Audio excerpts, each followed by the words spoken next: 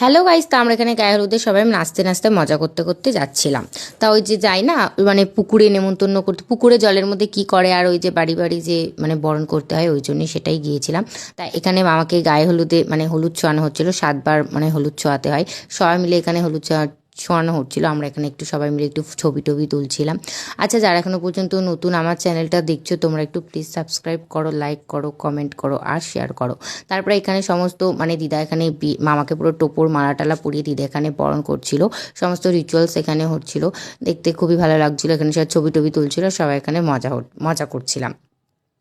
দেখতে থাকো তোমরা।